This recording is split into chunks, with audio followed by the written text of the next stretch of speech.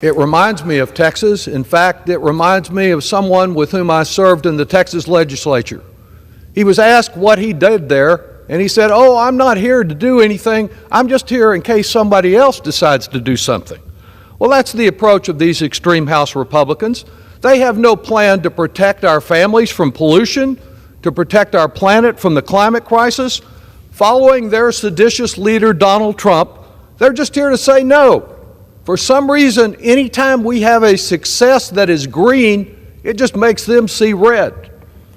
Democrats are choosing to stand with families that are concerned about real health problems like bronchitis and childhood asthma and cardiovascular disease that is caused and accentuated by pollution. We need some heavy-duty action here today to protect our lungs and the lungs of our planet.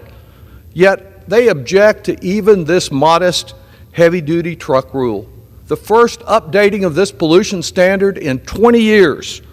With their fossilized thinking and their smoggy judgment, Republicans are permitting our planet to overheat, and with this rule rollback, they would ensure that we keep choking during the overheating. As health-harming pollutants enter our air and bake, smog pollutes our cities and endangers the most vulnerable. To prevent announcements of yet another Ozone Action Day, what we need is a little ozone action right here in the Capitol. When this truck rule takes effect, each year we will see tens of thousands fewer cases of childhood asthma, fewer premature deaths. Yet MAGA extremists are not content with merely polluting our minds as they do across this country. They refuse to prevent smog and soot from polluting our lungs. Yes, life is a highway, but it need not be overwhelmed with health-harming pollution. Adopting a cleaner standard for trucks protects all of us, but especially the most vulnerable, the young, the elderly, those with respiratory ailments. You may remember a great musical that proclaimed, "On a clear day you can see forever," but not so much now. Not so much or so often in much of America, even in our smoggy national parks. Democrats and Republicans may not see eye to eye on much, but we should be able to be clear on smog. It shouldn't be a partisan issue. Once upon a time, long, long ago, conservation was a conservative value. Good morning, friends. If you are a Social Security recipient, you may soon see your benefits adjusted. Economists predict that a recession will occur in the United States this year. Though there is an increase in some recipients' benefits during recessions, most beneficiaries may end up with their benefits cut. My dear friends, please make sure that you watch until the end of this video, especially if you receive monthly benefits. Also, I will be announcing several winners for the Walmart gift card giveaway in a video later today. If you'd like to enter the giveaway, friends, all you have to do is click and like several of my videos and then comment below the keyword of each video that you watch. The more videos that you watch and then comment on, the greater your chances, friends, of winning the giveaways. Currently, many lawmakers are discussing the chances of a recession in the United States. Some economists think it is guaranteed. Some think it's an overreaction, and some are in between the two. But for those nearing Social Security age or currently receiving Social Security, it is best to know how a looming recession may potentially impact your benefits. Unfortunately, recessions can sometimes lead to job loss. It is one of the harsh realities. In the unfavorable event that your income is cut or lowered during a recession, it could lead to a lower monthly Social Security benefit in retirement. Social Security calculates your benefits by taking a percentage of your average income during the 35 years when your earnings were highest. There is a cap, called the wage-based limit, on how much income is taxed and considered in Social Security calculations. For 2023, the wage-based limit is $160,200, but it's adjusted for inflation annually. According to experts, if you are forced to take a pay cut, but your earned income remains above the wage limit, you do not have to worry about your benefits changing. For most people, though, this is not the case. A drop in income could lower one or more of the 35 years of earnings that will be used to calculate your Social Security benefit.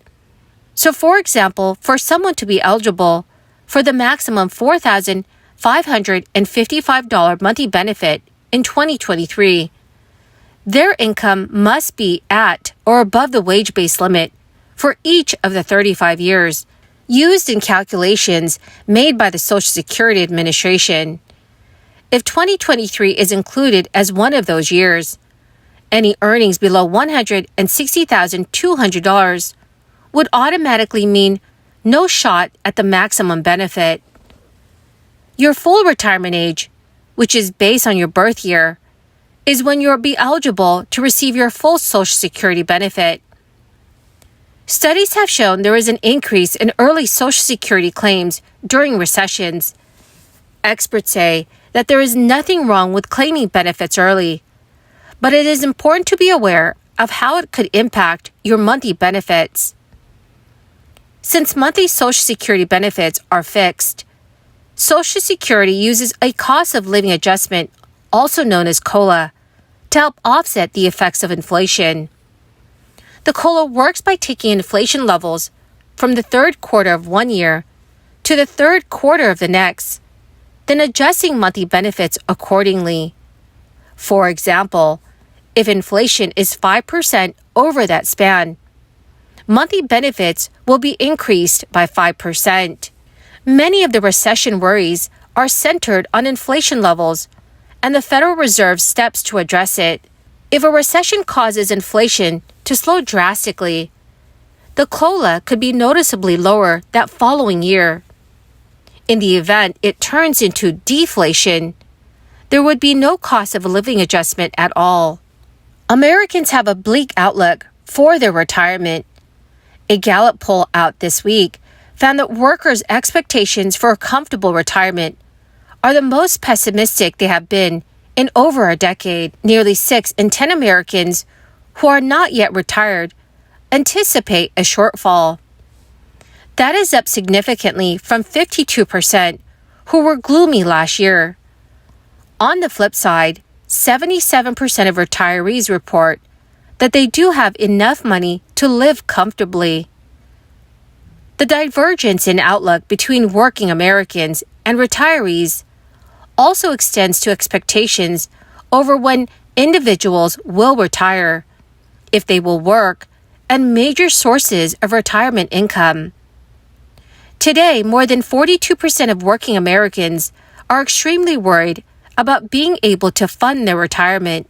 A recent annual report showed Social Security's reserves are projected to run out in the year 2033, at which point the program will only be able to pay just 77% of benefits to seniors. The repercussions for many workers who plan to rely on Social Security for a major portion of a retirement income would be very serious. Well, my beautiful and amazing friends, that is the end of my daily stimulus update video for this Monday. My dear friends, thank you very, very much for being here and for being part of this community.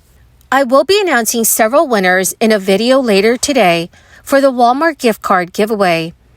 If you would like to enter these giveaway, friends, all you have to do is click and like several of my videos and then comment below the keyword of each video that you watch. My dear friends, the more videos that you watch and then comment on, the greater your chances of winning the giveaways. Thank you so much and have a wonderful and very blessed Memorial Day.